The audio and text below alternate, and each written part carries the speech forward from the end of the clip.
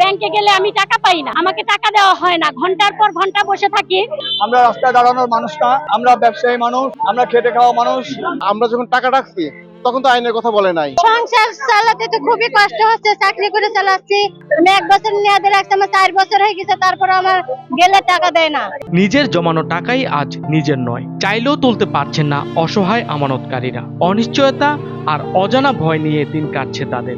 আমার মা জমি বিক্রি করার টাকা, আমার নানির বাড়ির অংশ পাইছিলাম, সেখানে জমি বিক্রি করার টাকা এনে তারপর আমি চাকরি করছি। টাকা পয়সা সব টাকা পয়সা এনে আমি এই ব্যাংকে আমি 1 বছর মেয়াদে রাখছি, আমার 4 বছর হয়ে গেছে, তারপর আমার গেলে টাকা দেয় না। সংসার চালাতে তো খুবই কষ্ট হচ্ছে, চাকরি করে চালাচ্ছি, মনে করে সংসার চালাতে। এই জন্য তো আমরা এই আন্দোলন করতেছি, আমাদের হেয়ার কার্ডটা বাতিল করুক, আমরা হেয়ার কার্ড বাতিল চাই। আমি ব্যাংকে বলছি যে আমার ছেলে টিউশন ফি টাকা আমি রেখেছি বা রাখছি।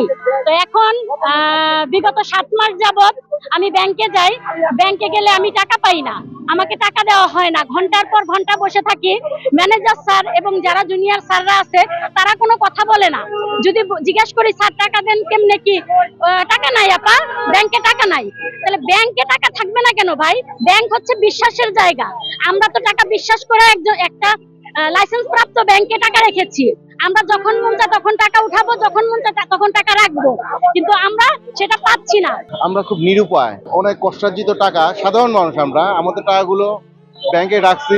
রাখার পর এখন ব্যাংক বিভিন্ন কথা বলতেছে, টাকা আমাদের দিচ্ছে না।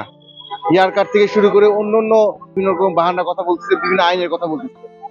আসলে সেগুলো তো আসলে আমরা যখন টাকা রাখছি তখন তো আইনের কথা বলে নাই, তখন তো নিয়মের কথা বলে না। এখন তারা বিভিন্ন রকম রুলস এর কথা বলে, আইনের কথা বলে, বাংলাদেশি ব্যাংকের দোহাই দেয়।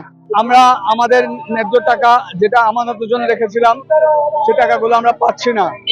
ওনারা হেয়ার কাট করে আমাদের টাকা বিভিন্ন ছলচাতুরি করে আমাদের টাকা দিচ্ছে না। আমরা চাচ্ছি যে হেয়ার কাটটা বাতিল হোক।